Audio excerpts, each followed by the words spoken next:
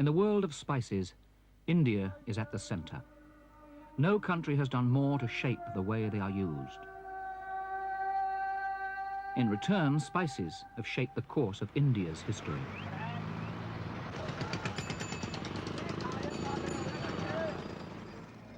Powerful outsiders, drawn by spices, came first to trade, then to conquer, then to rule.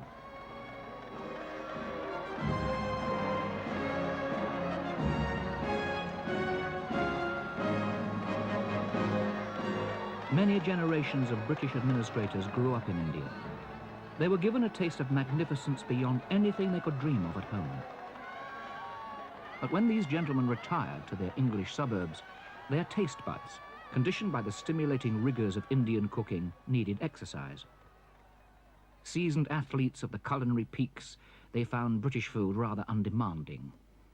A blend of ground spices remedied the deficiency, and curry powder was born. Not so much Indian cooking as a convenient way for those retired English gentlemen to recapture the taste of their youth.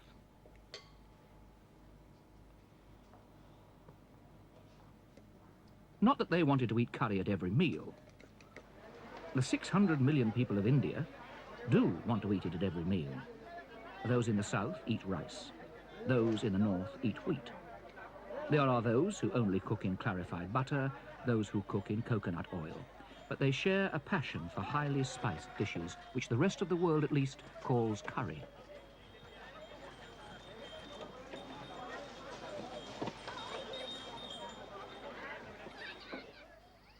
It was under the palm trees of the south that the word originated.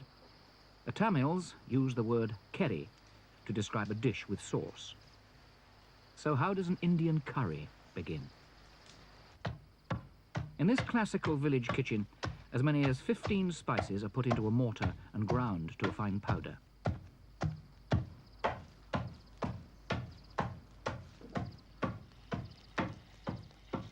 Fry crushed onions, garlic, and fresh ginger. And this is called wet masala. Next is the turn of the newly pounded spice mixture, supplemented by other individual spices if necessary. To complete the curry, add vegetables and water. This typical process is repeated by millions of Indians every day. The skill of their cooking lies in a blending of tastes. A standard curry powder would not suffice here. It will make all these curries taste the same.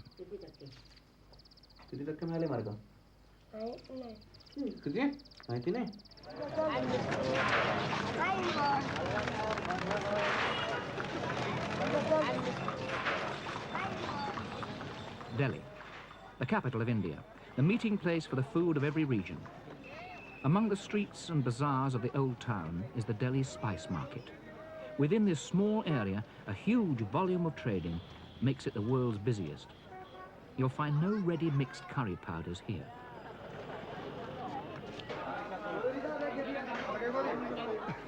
Seven spices matter more than all the others. Chilies, the spice that puts the fire into Indian food. But early cookbooks never mentioned them. The really fiery dishes everyone considers typically Indian didn't exist until the Portuguese brought chilies 500 years ago.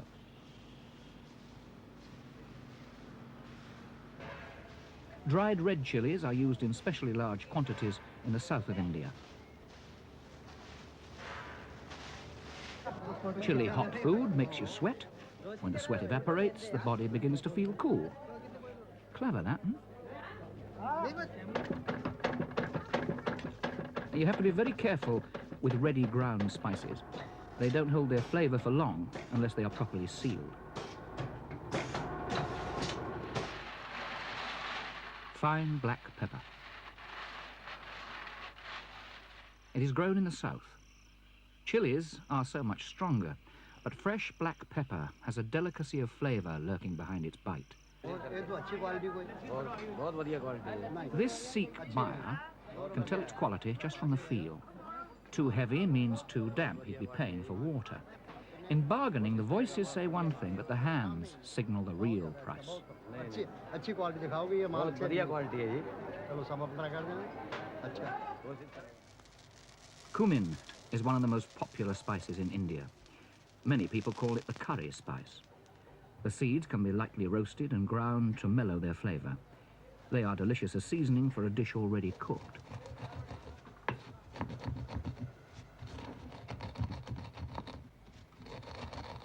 A dish like chaat, a meal of deep-fried whole wheat fritters with boiled chickpeas and yoghurt. Coriander. This is the most basic spice in India, even though its homeland is the Mediterranean. The seeds, when ground, help to thicken sauces. In India, flour is never used for this purpose. They have a warm, fruity taste. The leaves of the coriander plant and the ripening seeds. These leaves are every bit as popular as the seeds, chopped and scattered as garnish on almost every curry dish.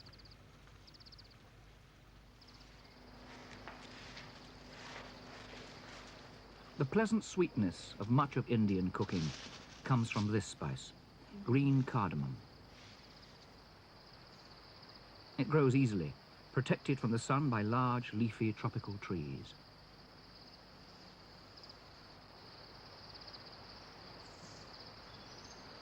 The pickers bend double to reach the seed pods that grow near the ground.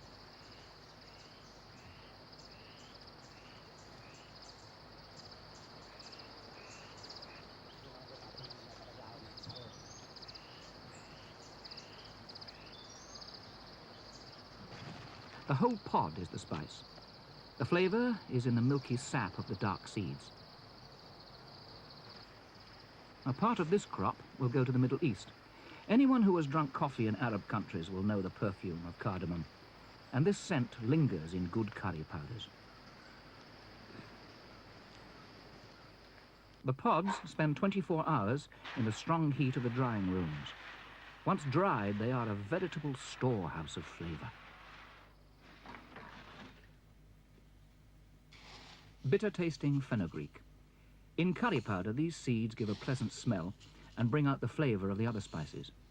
No Indian cook would use them until they have been roasted to a dark brown to reduce their bitterness.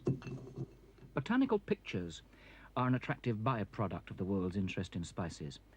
Fenugreek attracted a lot of attention, perhaps because its leaves as well as its seeds are used. Seeds for the spice mixture, leaves in the salad. Turmeric. This spice gives the deep yellow colour to curry. It has an aromatic tang as well, but the colour comes first. It is Indian cookery's most widely used spice.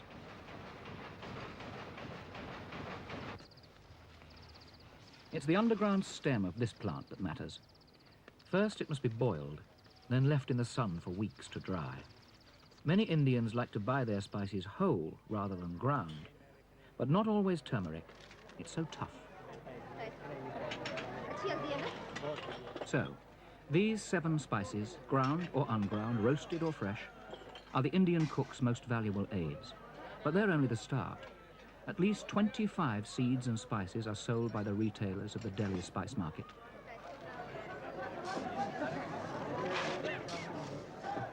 Housewives go to the same merchant regularly. They trust him to supply the finest quality seeds, whole or ground, just to the right coarseness.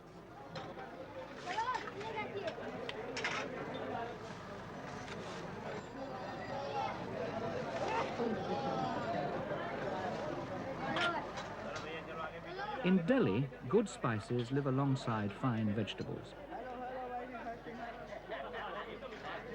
The cook's art in mixing spices only succeeds if their quality is good in the first place.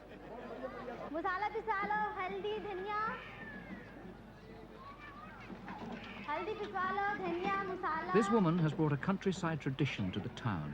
She is a freelance spice grinder. Today, a middle-class housewife needs someone to prepare garam masala. Garam masala is the name of a spice mixture, the only mix regularly found in an Indian kitchen. It is ground from what Indians call the heat-giving spices. Garam masala does have similar ingredients to curry powder, and maybe what inspired it, but this masala is used differently. It is just the final embellishment for a dish. For chicken garam masala, the cooking process begins just like that for many other Indian curries. In this wet masala, crushed onions, fresh ginger and garlic are softened in clarified butter. The indefinable quality of Indian food means that spices are not measured, they are somehow felt. Today, in go whole cumin seeds, a spoon of ground turmeric, even more ground coriander, a little ground chili, and salt to taste. This cook doesn't feel bound to mix them together in advance, or even to use them all ground. She is painting her own rich culinary picture. Enough water is added to prevent the spices and the wet masala from sticking to the pan and burning.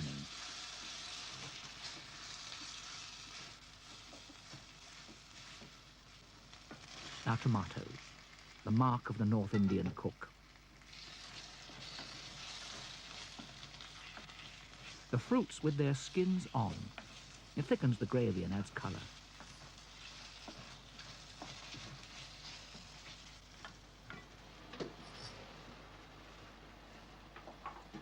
Then it's the turn of the chicken, always cooked without its skin.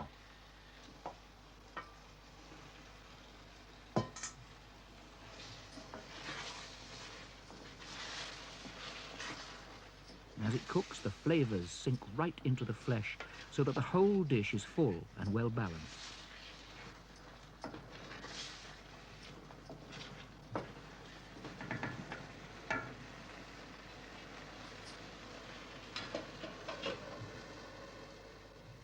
Whole spices play an important part with rice. Clarified butter is heated to smoking point. An array of whole spices are tossed in. The cumin is followed by green cardamom, cloves, cinnamon, and black pepper. In the heat, the spices split and surrender up discrete quantities of their goodness to the oil. Then the rice is added, perhaps following an ancient instruction. Wash it thrice for the gods, twice for guests, and once for our ancestors. This is the beginning of a simple pilau.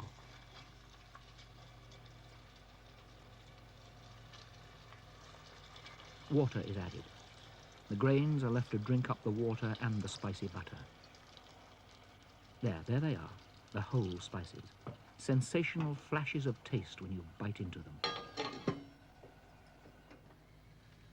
To finish the chicken curry, some chopped coriander leaves, and at last, the garam masala, a sprinkling of gold. A final seasoning to give the dish the fresh taste of spices.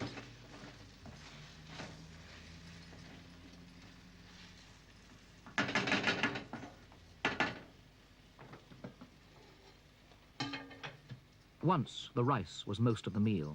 Curry was but a flavouring. Now it's often the other way around. Witness tonight's meal of chicken garam masala with the rice as well as potato and aubergine curry.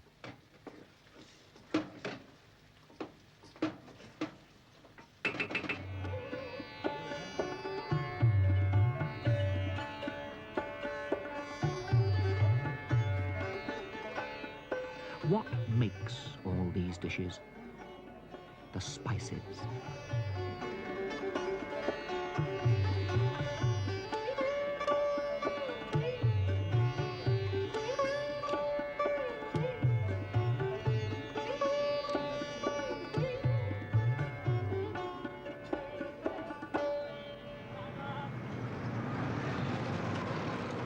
On every Indian street corner you will find curry.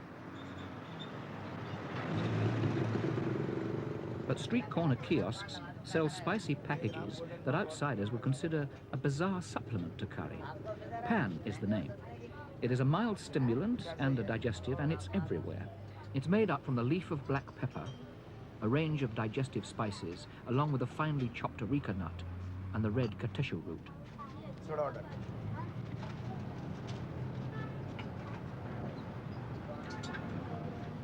The end of every meal is marked by the chewing of the pan. Methai. The sweetmeats containing cinnamon, cardamom, milk and sugar can be eaten at any time of the day. And there are plenty to choose from. Halva, ladus, burfis, koa, some made by professionals, some at home. The rule in India seems to be that if you can eat it, it's flavoured with a spice. For this one, milk curd is pressed around cardamom seeds. Gulab jamun, as it is called, is then deep fried. Finally, these glowing orbs are soaked in a rich sugar syrup.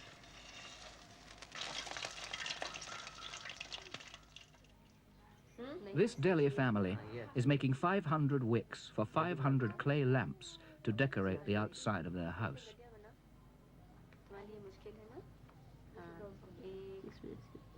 Mustard oil is the fuel burned, but they are interrupted by the visit of an uncle. Happy Diwali! Thank you. इतनी सारी मिठाई और इतनी सारी मिठाई अरे यार मुझे बहुत ही अच्छा Time है. to spread sweetness and light. No one has ever seen such foods since the cook of divine contrivance had placed the hot dish of the sun on the table of the heavens. This is a description of the food of the Mughal invaders in the 17th century. Where Indian curries had been simple, the Mughals made them sumptuous. Where the food had been sumptuous, it became splendid, with great style and good taste. They so influenced the cuisine that in the north, it is difficult to find a totally Indian dish. The Palace of Jaipur, the home of the Maharaja, a place associated with luxury. The former rulers acted as generals for the armies of the Mughal emperors. Tonight, the Maharaja is giving a banquet. The centerpiece is to be one of the Mughals' greatest contributions to Indian food, the biryani. Not a spicy stew like a curry, but a lavish dish combining rice, meat, and spices. The head of the household instructs the chef to make a kuchi biryani. First, take the finest basmati rice and soak it. Then mingle pieces of the best lamb with fine spices and almonds, pistachio nuts, and Persian dates. Pour in yogurt especially made for the purpose.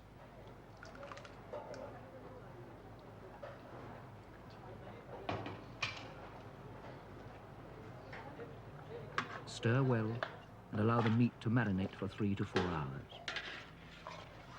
hours. Seal the pan to create a kind of oven once the raw rice has been mixed in. The dough paste ensures that the flavors and aromas cannot escape. As the cook patiently puts the finishing touches, maybe he reflects on the great tradition he follows. His predecessors were hired according to the amount of a certain dish they alone were able to prepare. There was the 200-person pilau cook, the 50-person spicy meat cook, and none of them followed a recipe. To the Indian, cooking is intuitive, indeed almost philosophical. The uncooked biryani is left to mature on the fire with a low heat above and below to coax out the finest flavors.